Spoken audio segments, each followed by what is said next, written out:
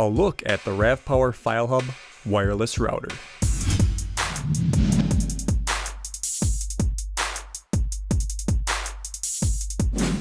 Today we're taking a look at the Swiss Army knife of backup, ladies and gentlemen. This is the RavPower FileHub wireless router. Yes, you heard that correctly. It allows you to do wireless storage to your devices, a one-button push for a backup to an external hard drive. Also, with a 6700 milliamp battery, it's able to charge your phone and other devices. And also an access point, router, and bridge. This is so much stuff in one item here. Let's go ahead and unbox this thing. Alright, we can see right here, they got the support number right on top. If you need to contact them for any questions, don't hesitate to do so. Right away we see the user manuals. Now this user manual is very important as it has your web browser address to connect to the unit and also the password for accessing your unit. Very, very important stuff. Let's go ahead and unbox the rest of the unit. We can see that it is nicely packaged here. We'll pull the film off and here is our unit. And right away, you can see that it's very, very slim. Fits quite into the palm of your hand, almost kind of like an external hard drive. And of course, on the bottom of the package here, we do have the micro USB cable for charging. Do not lose this one. Alright, now looking back at the RavPower unit here on top, we got the globe. This signifies when you're connected to the internet. And then we have the 4.2 gigahertz spectrum, signified by the Wi-Fi, the 5 gigahertz spectrum, signified by the 5G, and then we got our SD card light to know when it has read your card. And last but not least, the battery. This tells you how much battery you got left by basically the light flicking or changing red when it is depleted. Alright, now over here on the top of the unit, we're going to go ahead and pull this cover open.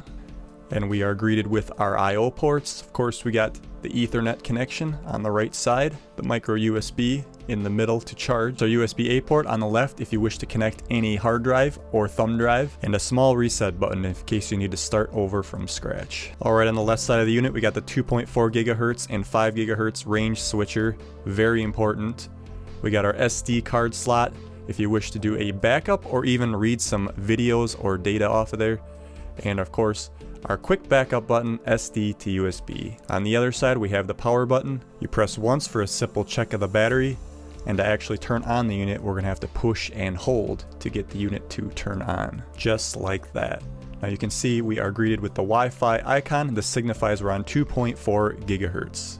Let's go ahead and try this out. They got two apps here. They got the RavFileHub app and the FileHub Plus app. The manual recommends the FileHub app, but we will get to the FileHub Plus app because I found that one to be a lot more user-friendly. Alright, let's go ahead and connect the unit. We gotta go to our settings and then go under Wi-Fi, and we're gonna go ahead and connect to the RavFileHub. It says it right there, asking for a password. Now in the book it says you're gonna wanna type 8 ones here, and then push enter, and that will allow us to connect to that Wi-Fi signal. Alright, now that we're connected, let's go ahead and go over to the app. I'll launch it here. We can see it's a little generic, it's detecting, and of course we don't have any SD cards or USB drives connected, so let's just go ahead and stick in this SD card and see what happens. The SD card light is flashing. Now it's solid, meaning it has sensed everything on that card. Let's take a look. There it is. We can see that the SD card is 119 gigabytes and it's got 112 gigabytes available. Pretty simple, straightforward. Now to access the SD card, let's click on File Management. There we can see the subfolders on the card. I use this in my Zoom recorder, so it's got all these folders here. Let's go ahead and click on the first one. And again, subfolders there as well. Let's click in again, and now there we can see some audio recordings. I wonder if these are going to work. Let's take a listen. Once I started heating it up in here, it was making them come out of hibernation, I think. And it does, playing right off the SD card there. Pretty cool stuff. Let's go see what else we got here. Now this button here will actually eject your SD card. I wish that was a little more apparent. Now let's go ahead and copy some pictures from my phone itself to the SD card. Hold to select, and then we'll go copy to on the bottom left here. And I'm gonna go ahead and make a new folder on the bottom left. And then we'll just call this Photos. Hit OK. Folder created successfully. Let's go into the folder. And then we're gonna go ahead and just push paste here in the bottom right. And voila, pasted that one photo. Let's go ahead and select multiple, and then we'll go copy to Go back into our photos folder. There was that one in there that did copy. Let's go ahead and hit paste, and it does recognize that we have copied that one, so we can skip, overwrite, or keep both. We'll go ahead and hit override, and you can see them transferring there. Very simple, very easy, straightforward. Now we can go back into the file management browser, and there we go, we can view those photos. That easy, and we got ourselves a nice backup. Now one thing with this app, when you go back to the main menu here and you click on photos, it doesn't bring them up on the file hub. You can select the iPhone or the file hub on the bottom, and it doesn't bring them up for the photos.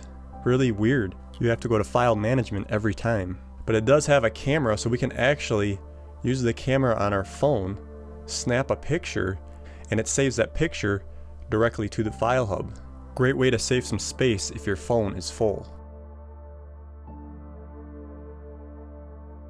Alright, now early in the program I did say that I was going to tell you about the File Hub Plus app. Now this is a more visually pleasing app, and I do recommend just getting this one straight off the bat.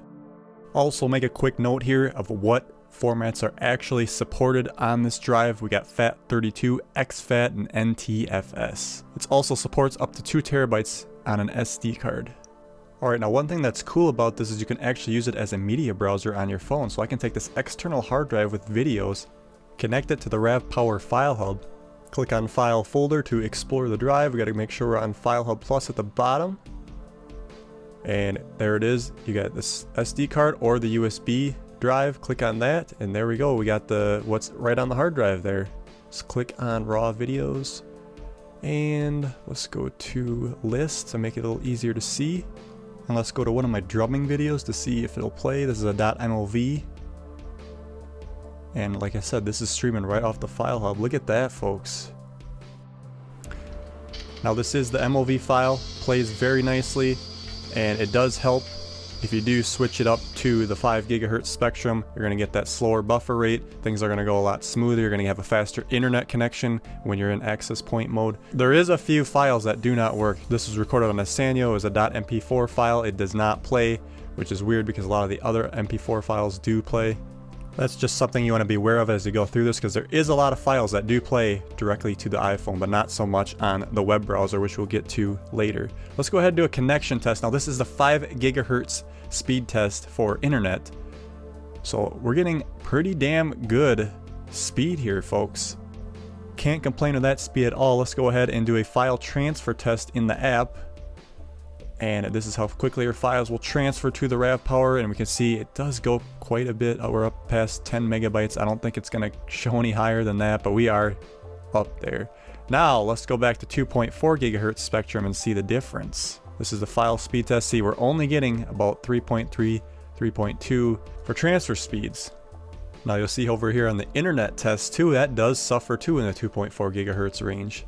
Our download speed is not very good, as well as our upload speed is suffering as well. So you want to go ahead and make sure that you do switch to the 5 gigahertz range right off the bat, and just save yourself the trouble.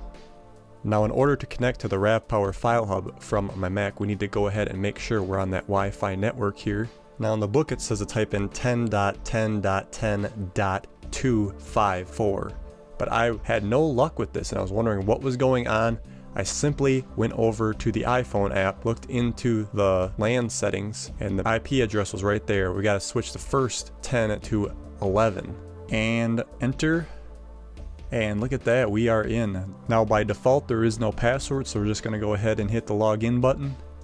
And there we go, we are in. Kind of a similar menu to what we have on our iPhone. You can see in the lower left here, the SD card is red. We can hit Explorer, SD card is there.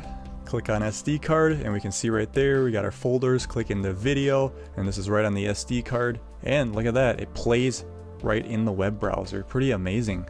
Some options on the Mac itself, we can go up here to the wrench. We can either refresh or create folders. We could actually go ahead and upload, but you get a warning here that it has to be 2 gigabytes or less. So if we want to put a file that's bigger than 2 gigabytes, we have to put the SD card in the Mac and just drag that file over, and then stick that SD card back into the RavPower File Hub, get it mounted up to the system. It says its SD card's been inserted. Come back over to Explorer, and there it is. Easily play it right here. And there you go, you got a nice skip bar at the bottom. You can do what you need to do with it. All in the Safari browser on my Mac. That is amazing. If you think about it, you're going on vacation or something, I want to bring these big videos with, stick them on an external hard drive or SD card, connect them to the Rav, and you can just watch them on your phone or your iPad. Very simple, very easy. Now we also got some other options in here. When we go to the wrench, we can copy, cut, rename, or delete files as well. So that's all at your fingertips. And of course, just like the phone app, you can go to settings, and you got your network stuff there. You can rename the network, you can add a password, put all that security in that you need. No sweat, makes it very simple and very easy. Also make note here, when using as a travel router, we can use as access point mode, bridge mode, or router mode. Very handy when you're on the road and you want to get that extra speed. Now I was on a trip the other week. I brought the RavPower with, and I brought my own Ethernet cable that had an Ethernet jack in the room. I went ahead and plugged this thing in, and I had a very private connection and also a fast connection right in my room, because the hotels will typically put the access points in the hall and you're not getting the best speed. But with here, I'm getting the best of both worlds, speed and security. So in closing here, ladies and gentlemen, the best case use for this thing, I think, is if you want that portable storage, you're going on a trip, you want to bring lots of movies with, you don't have that space on your phone or your iPad, you can slap them on an SD card, external hard drive, and stream them right to your phone. Very handy, very easy. A lot of the formats will play on the phone. I've only had MP4 work consistently on the Mac. Anything else will just download that file. It's also a great portable Wi-Fi unit. If you're going on that trip, like I said, you want that privacy, plug it into the Ethernet jack in your room, and voila, privacy and speed. And last but not least, if you're on the road doing some photography for a wedding or something, you want to immediately make a backup of that SD card to your external hard drive, one button push to copy. And when you do copies, you can do multiple copying on the same drive. It does not override what is on your hard drive. So if this is something that looks like it will help your workflow, don't hesitate to click the link in the description and check it out. This is Dan with Up for Review.